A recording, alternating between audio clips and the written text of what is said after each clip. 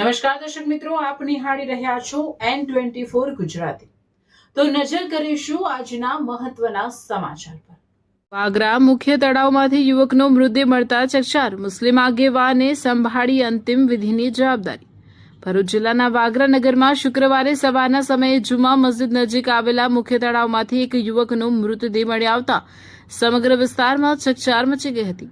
ઘટનાની જાણ થતાં જ મોટી સંખ્યામાં સ્થાનિક લોકો તળાવ કિનારે એકત્રિત થઈ ગયા હતા। પ્રારંભિક તબક્કે તળાવમાં ડૂબી ગયેલી વ્યક્તિની ઓળખ થઈ શકી ન હતી, જેના કારણે લોકોમાં ચિંતા અને ઉત્સુકતા બંને જોવા મળી હતી। તળાવના કિનારે ચપ્પલની જોડી મળી આવતા ડૂબી જવાની આશંકા વધુ મજબૂત બની હતી। સ્થાનિકોએ તાત્કાલિક પોલીસને જાણ કરતા પોલીસ કાફલો ઘટના સ્થળે દોડી આવ્યો હતો, તેમજ ફાયર બ્રિગેડની મદદ લેવામાં આવી હતી। ફાયર બ્રિગેડના જવાનોએ તળાવમાં સઘન શોધખોળ હાથ ધરી હતી। લાંબી જહેમત બાદ તળાવમાંથી એક મૃતદેહ બહાર કાઢવામાં આવ્યો હતો।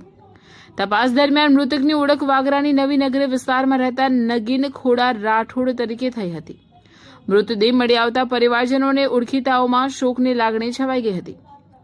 પોલીસે મૃતદેહનો કબજો મેળવી કાયદેસરની કાર્યવાહી હાથ ધરી હતી અને પોસ્ટમોર્ટમ માટે વાગરા સામૂહિક આરોગ્ય કેન્દ્ર ખાતે ખસેડવામાં આવ્યો હતો। પ્રાથમિક તપાસમાં ઘટના ડૂબી જવાથી થયેલા મૃત્યુની હોવાનું અનુમાન વ્યક્ત કરવામાં આવી રહ્યું છે।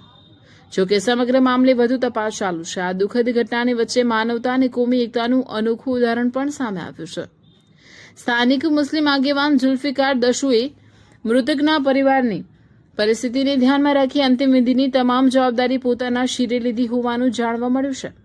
ઝુલ્ફિકાર દશુના સેવાભાવી અને સંવેદનશીલ અભિગમને સમાજના વિવિધ વર્ગો દ્વારા બિરદાવવામાં આવ્યો છે। લોકોનું માનવું છે કે આવા સંજોગોમાં ધર્મ અને જાતિના ભેદભાવને પાછળ મૂકી માનવતાને સર્વોપરી સ્થાન આપવું એ જ સાચી સમાજ સેવા છે। એક તરફ આ ઘટનાએ પરિવાર અને સમગ્ર વિસ્તારમાં શોકનું વાતાવરણ સર્જ્યું છે, તો બીજી તરફ માનવતાના આ કાર્યએ કોમી એકતા, ભાઈચારા અને સામાજિક સૌહાર્દનો સશક્ત સંદેશ આપ્યો છે। હાલ સમગ્ર વાગરા પંથકમાં આ દુઃખદ ઘટના સાથે ઝુલ્ફિકાર દશુના માનવતા ભર્યા કાર્યની પણ ચર્ચા ચાલી રહી છે।